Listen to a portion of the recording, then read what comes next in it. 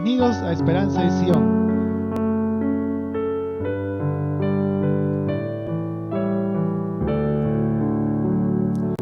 Apreciados hermanos, muy buenas tardes. Es un privilegio el poder compartir con ustedes esta clase de Ven, sígueme, del libro tercero de Nefi, los capítulos del 17 al 19. Soy el hermano Salguero y los invito a ustedes que puedan suscribirse y activar la campanita y estar atentos a las novedades que nosotros muy pronto vamos a compartir con ustedes. Hablando del libro de tercer Nefi y de los capítulos del 17 al 19, debemos comparar las verdades que el Salvador retuvo a los que estaban en Jerusalén con la extraordinaria revelación que se dio en América. Observe que comprender sus enseñanzas requiere fe, meditación y oración. Cuando lea acerca del gozo que experimentaron estos discípulos y las experiencias milagrosas de sus hijos, se dará cuenta de lo mucho que vale la pena pagar el precio del Evangelio. Las Escrituras, en el tercer Nefi, capítulo 17, los versículos 1 al 3, el Señor nos manda a meditar las cosas que Él ha dicho. Vamos a dar lectura al respecto. He aquí, sucedió que cuando Jesús hubo hablado estas palabras, de nuevo miró alrededor hacia la multitud y les dijo: he aquí, mi tiempo está cerca. Veo que sois débiles, que no podéis comprender todas mis palabras que el Padre me ha mandado que os hable en esta ocasión. Por tanto, id a vuestras casas y meditad las cosas que os he dicho, y pedid al Padre en mi nombre que podáis entender, y preparad vuestras mentes para mañana, y vendré a vosotros otra vez. El Salvador ordenó a los nefitas no solo escuchar sus palabras, sino que les dijo: id a vuestras casas y meditad las cosas que os he dicho. Enseñó que hacerlo les ayudaría a entender y preparar sus mentes para mañana, cuando Él regresaría. Esto concuerda con las palabras de Moroni cuando colocó el meditar como uno de los elementos esenciales para obtener un testimonio del libro de Moroni. Veamos. He aquí, quisiera exhortaros a que cuando leáis estas cosas, si Dios juzga prudente que las leáis, recordéis cuán misericordioso ha sido el Señor con los hijos de los hombres desde la creación de Adán hasta el tiempo en que recibáis estas cosas, y que lo meditéis en vuestros corazones. Meditar las cosas de Dios nos ayuda a no volvernos decidiosos en nuestra forma de tratar con Él. Resulta peligroso no interanalizar el Evangelio en forma regular. Un ejemplo de ello lo tenemos en el libro de Mormón. Resulta que los soramitas negaban la existencia de Cristo y creían un concepto falso de que eran un pueblo electo y adoraban con oraciones fijas. Vamos a ver cómo este pueblo, el pueblo soramita, realizaba estas cosas. Las Escrituras refieren lo siguiente: Santo Dios, creemos que tú nos has separado de nuestros hermanos y no creemos en la tradición de nuestros hermanos que les fue transmitida por las puerilidades de sus padres, mas no creemos que nos has escogido para ser tus santos hijos, y también nos has dado a conocer que no habrá. Mas tú eres el mismo ayer, hoy y para siempre, y nos has elegido para que seamos salvos, mientras que todos los que nos rodean son elegidos para ser arrojados. Y de nuevo te damos las gracias, Dios, porque somos un pueblo electo y santo. Amén. El nombre que daban a este sitio era Rameantón, que interpretado quiere decir el santo púlpito. Y desde este púlpito ofrecía a cada uno de ellos la misma oración a Dios, dando las gracias a su Dios porque los había escogido y porque no los llevó en pos de la tradición de sus hermanos, y porque sus corazones no fueron cautivos para creer en cosas venideras de las cuales nada sabían. Y después que todos los del pueblo daban gracias de esa manera, regresaban a sus casas sin volver a hablar de su Dios, hasta que nuevamente se juntaban alrededor del santo púlpito para ofrecer gracias según sus maneras. Quienes adoraban en torno al Ramiantón habían realizado de tal modo su religión que no volvían a hablar de su Dios hasta que nuevamente se juntaban una semana después junto al Santo Púlpito. Observemos la diferencia en la forma en que Jesús instruyó a sus seguidores en este hemisferio. El Maestro se concentró en la familia. Les ordenó meditar, orar y prepararse juntos. La palabra decidioso, apático, deja mucho que desear. Los invitamos a ver un video donde Elder Falabella, de la presidencia del área Sudamérica Noroeste de la Iglesia de Jesucristo de los Santos de los Últimos Días, habla sobre la palabra apático. Es un mal que nos aqueja hoy en día. Este tema es la apatía. Una preocupación de la Iglesia es también la falta de dedicación de nosotros, los miembros, en cuanto a vivir el Evangelio en nuestra vida diaria, en el hogar y en permanecer en lugares santos. Esta falta de dedicación, indiferencia o conformismo en cumplir con nuestras asignaciones y en vivir el Evangelio en nuestras vidas se denomina apatía. La palabra apatía viene del griego formada de a, que es un prefijo de negación, y patos, que significa emoción o sentimiento. Así que se refiere a alguien que es indiferente, sin ánimo. Las personas apáticas son personas que no se preocupan por otros. Son conformistas con lo que tienen. Han perdido afecto y sentimiento acerca de otras personas. Se preocupan solamente de sí mismos. La mayoría de nosotros sufrimos de ese mal en determinados momentos de nuestra vida. Los profetas antiguos vieron nuestro tiempo, observaron nuestro comportamiento y profetizaron acerca de este mal. Nefi lo expresó con estas palabras: y a otros los pacificará y los adormecerá con seguridad carnal, de modo que dirán: todo va bien en Sión. Sí, Sión prospera, todo va bien. Y así el diablo engaña a sus almas y los conduce astutamente al infierno.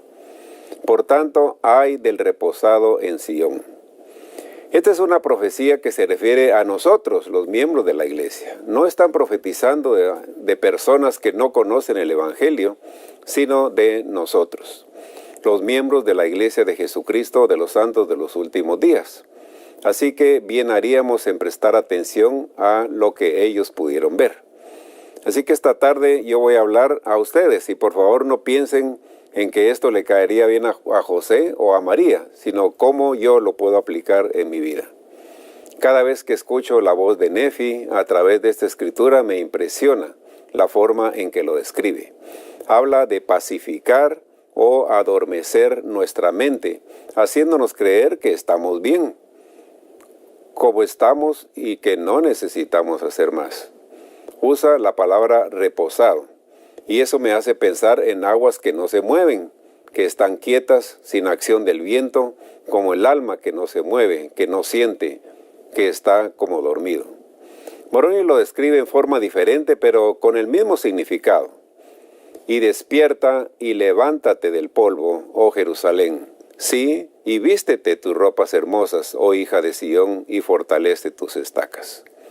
Nefi, hablando a sus hermanos, les dijo: habéis oído su voz de cuando en cuando, y os ha hablado con una voz apacible y delicada, pero habíais dejado de sentir.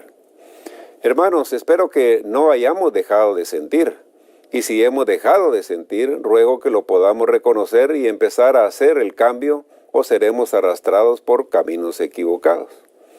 Si convertimos a nuestra religión en rutina y no damos prioridad a las cosas del reino de Dios, naturalmente nuestro corazón y nuestra mente se verán atraídos por las cosas del mundo y seremos como ellos, con la única diferencia que nosotros somos miembros de la Iglesia del Señor Jesucristo. Y prosiguiendo con las Escrituras, en el capítulo 17, versículo 4, el Señor nos dice: pero ahora voy al Padre y también voy a mostrarme a las tribus perdidas de Israel, porque no están perdidas para el Padre, pues Él sabe a dónde las ha llevado. Aunque las tribus esparcidas de Israel se encuentran perdidas hasta donde sabe el hombre, no lo están para Dios. Él sabe dónde están, pues Él sabe dónde las ha llevado. El hecho de que Él tenga conocimiento de ellas y la visita inminente del Salvador a las tribus perdidas de Israel sugiere la posibilidad de que algún día tendremos un tercer testamento de Jesucristo, que es posible al valioso aporte del Libro de Mormón, el segundo testamento de Jesucristo. Entonces, como dijo el perfecto pastor, mi palabra se reunirá también en una, y habrá un redil y un pastor. Habrá una unión entera de todas las dispensaciones cristianas de la vida y de la historia humana. A partir del versículo 5 dice lo siguiente: y sucedió que cuando Jesús hubo hablado así de nuevo, dirigió la vista hacia la multitud y vio que estaban llorando y lo miraban fijamente, como si le quisieran pedir que permaneciese un poco más con ellos. Y les dijo: he aquí, mis entrañas rebosan de compasión por vosotros. ¿Tenéis enfermo entre vosotros? Traedlos aquí. ¿Tenéis cojos o ciegos o lisiados o mutilados o leprosos o atrofiados o sordos o quienes estén afligidos de manera alguna? Traedlos aquí y yo los sanaré, porque tengo compasión de vosotros. Mis entrañas rebosan de misericordia. Pues percibo que deseáis que os muestre lo que he hecho por vuestros hermanos en Jerusalén, porque veo que vuestra fe es suficiente para que yo os sane. Y sucedió que cuando hubo hablado así, toda la multitud de común acuerdo se acercó con sus enfermos y sus afligidos, y sus cojos y sus ciegos, y sus mudos, y todos los que padecían cualquier aflicción, y los sanaba a todos según se los llevaban. Y todos ellos, tanto los que habían sido sanados como los que estaban sanos, se postraron a sus pies y lo adoraron, y cuantos por la multitud pudieron acercarse, le besaron los pies al grado de que bañaron los pies con sus lágrimas. Es evidente que Jesús sentía una gran compasión por su pueblo. Él pidió que le llevaran a los enfermos y los sanó a todos, percibiendo que estas personas deseaban presenciar los milagros que Él había realizado en Jerusalén, y reconociendo que tenían la fe suficiente para ser sanados, Cristo respondió ante la necesidad de la multitud. Respondiendo ante esta abundancia de misericordia, todos los congregados se postraron a sus pies y lo adoraron. Y cuantos pudieron acercarse, le besaron los pies, al grado de que le bañaron los pies con sus lágrimas. Jesucristo había hecho un milagro poderoso por su pueblo en ese instante. En el versículo 11 dice: y aconteció que mandó que trajesen a sus niños pequeñitos. Me parece significativo el hecho de que el Salvador haya dado las enseñanzas más sagradas solamente a los niños, y luego les haya soltado la lengua para que ellos enseñaran a la multitud, según el libro de Tercer Nefi, capítulo 26, versículo 14. No es de extrañar que después de la visita de Jesucristo a los nefitas, estos hayan vivido en paz y justicia durante 200 años, a causa de la instrucción milagrosa, las bendiciones y la atención que tanto ellos como sus niños recibieron. Los hijos de sus hijos perpetuaron en rectitud durante muchas generaciones. No subestimemos la capacidad y el potencial que los niños de hoy tienen para perpetuar la rectitud. No hay ningún otro grupo de la Iglesia que sea tan receptivo a la verdad. El libro de Tercer Nefi, capítulo 18, trata que durante su visita a los nefitas, Jesucristo instauró la Santa Cena y recalcó que el propósito de ella es recordarlo a Él, quien prometió: y si os acordáis siempre de mí, tendréis mi espíritu para que esté con vosotros. Esa misma promesa forma parte de la oración de la Santa Cena Y durante esta ordenanza tenemos la oportunidad de concentrarnos en el Hijo de Dios, por lo que no debemos permitir que nuestros pensamientos deambulen ni debemos distraernos. Por medio del convenio de recordar siempre a Jesucristo, todos nuestros pensamientos, sentimientos y acciones se verán influenciados por Él y su misión. Si participamos de la Santa Cena con un corazón puro, recibiremos las bendiciones prometidas del Señor. Vamos a dar lectura al libro de Tercer Nefi, ya pasando al capítulo 18, los versículos 16 y 24. Y así como he orado entre vosotros, así oraréis en mi iglesia, entre los de mi pueblo, que se arrepientan y se bauticen en mi nombre. He aquí, yo soy la luz, yo os he dado el ejemplo.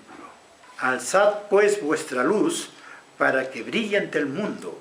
He aquí, yo soy la luz que debéis sostener en alto aquello que me habéis visto hacer. He aquí, habéis visto que he orado al Padre y todos vosotros habéis sido testigos. Sea cual sea nuestra función, debemos tratar de emular el carácter del Salvador lo más justo posible. Cada uno de nosotros tiene diferentes funciones en la familia, la iglesia, la comunidad, los negocios, la educación, etc. A pesar de que tenemos distintas necesidades, todos compartimos la necesidad de concentrarnos en todas las cualidades de Cristo, especialmente aquellas que de forma individual tenemos la necesidad de desarrollar más a fondo. Debemos emular a Jesucristo, tanto en estilo como en sustancias. Por ejemplo, el amor de Dios fundamenta el hecho de que nos escucha. La pregunta sería, ¿podemos concebir a un Dios que no escuche? ¿Podemos concebir a un Dios al cual le falta poder? ¿O que no esté dispuesto a imponerse en asuntos de principios? Hermanos, a medida que nos volvemos más semejantes a Él, esto sucederá tanto en los atributos como en las acciones. En el versículo 18 Son tan dice así, blancos como el rostro y la vestidura de Él. Jesús oró de nuevo por sus discípulos. Estaba complacido por la gran fe de ellos. Cristo dijo a la gente que dejaran de orar, pero que continuaran orando. ¿Qué es lo que quiere decir el Maestro cuando nos advierte que debemos orar siempre y velar siempre? No tengo la sabiduría necesaria para saber todos los propósitos de Jesucristo. Cuando nos da el convenio de recordarle siempre y orar continuamente para que no seamos vencidos, pero es porque Dios conoce a la perfección las potentes fuerzas que influyen en nosotros y también sabe lo que es ser humano. Él sabe lo que las preocupaciones de la vida nos agobian. Él también sabe que nuestras facultades humanas de lidiar con las cosas del mundo no son constantes. A medida que vaya aumentando la intensidad de las fuerzas que nos rodean, la fuerza espiritual que alguna vez fue suficiente ya no bastará y se pondrá a nuestra disposición más crecimiento espiritual del que alguna vez consideramos posible. Nos encontramos en peligro si subestimamos tanto la necesidad de tener fuerza espiritual como la oportunidad de lograrla. Empiecen por recordarle a Él, recordarán lo que saben y lo que aman. Cuando Jesús te advirtió a los nefitas que Satanás desea poseeros para zarandearos como a trigo, estaba enseñando el mismo mensaje que había expresado a Pedro. Esta es una expresión idiomática que entendían claramente las personas de aquella época, más de las que hoy en día. En esencia y pensamiento, Jesucristo les estaba diciendo, cuídense, porque Satanás los quiere en su cosecha, quiere cosechar sus almas y llevarlas al granero, ponerlas en lo recogido donde tendrán poder como discípulos suyos. Es la misma figura cuando decimos que el campo está blanco y está listo para la siega, y salimos a cosechar las almas de los hombres mediante la prédica del Evangelio. Prosiguiendo con las Escrituras, a partir del versículo 26 dice lo siguiente: y sucedió que cuando Jesús hubo hablado estas palabras, volvió de de nuevo la vista a los discípulos que había escogido y les dijo: He aquí, de cierto os digo, os doy otro mandamiento, y luego debo ir a mi Padre para cumplir otros mandamientos que Él me ha dado. Y he aquí, este es el mandamiento que yo os doy, que no permitáis que ninguna sabiendas participe indignamente de mi carne y mi sangre cuando las administréis. Porque quien come mi carne y bebe mi sangre indignamente, come y bebe condenación para su alma. Por tanto, si sabéis que un hombre no es digno de comer y poseer mi carne y de mi sangre, se lo prohibiréis.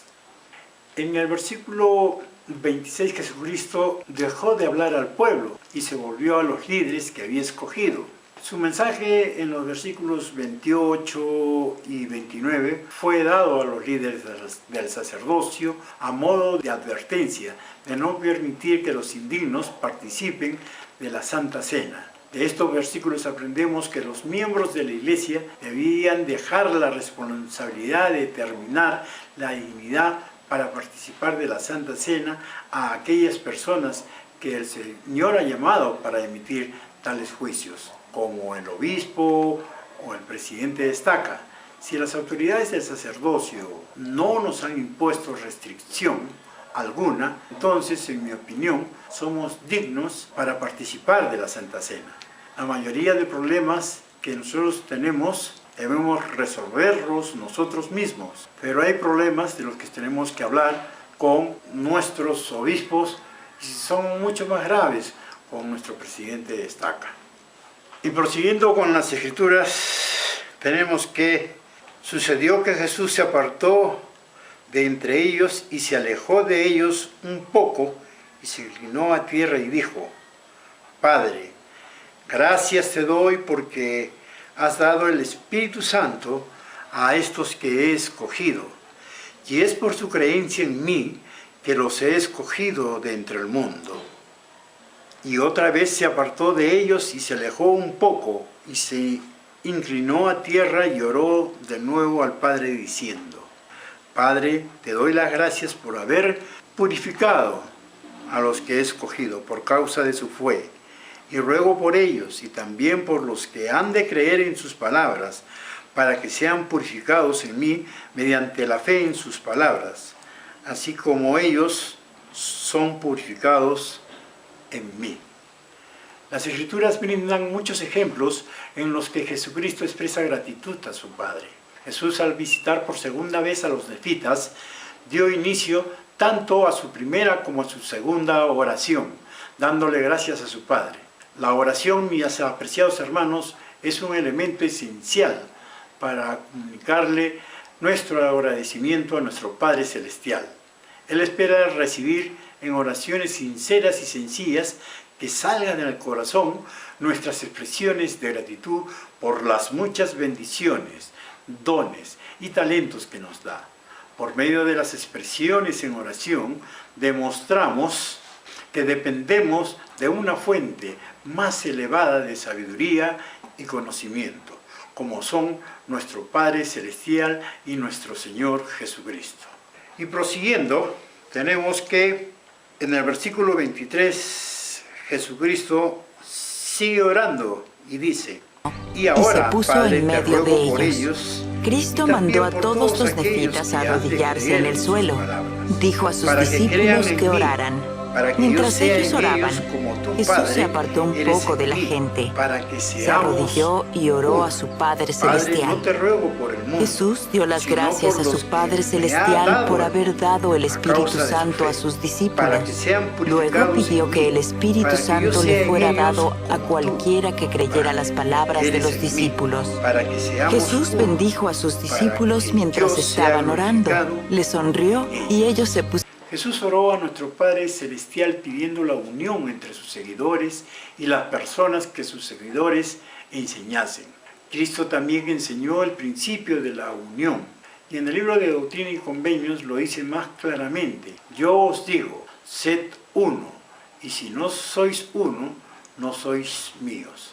Por las palabras que empleó el Salvador, vemos con claridad que el Espíritu Santo es el que proporciona esta unión. Un punto doctrinal que no se comunica tan claramente en el Nuevo Testamento. Cristo destacó la prueba de que nuestro Padre Celestial nos ve y oye orar cuando dijo al Padre: ves que creen en mí porque los oyes.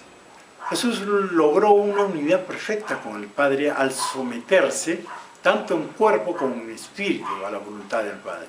Su ministerio estuvo siempre definido porque en él no había una doble mentalidad que le debilitara ni le distrajera. Al referirse a su Padre, Jesús dijo: yo hago siempre lo que a él le agrada. Es solamente en esa unión perfecta que se puede hallar una plenitud de gozo. De igual manera, nosotros también podríamos decir: yo hago aquello que a mi Padre Celestial le agrada. En el versículo 35 del capítulo 19 leemos lo siguiente: y aconteció que cuando Jesús hubo concluido de orar, volvió a sus discípulos y les dijo: jamás he visto fe tan grande entre los judíos.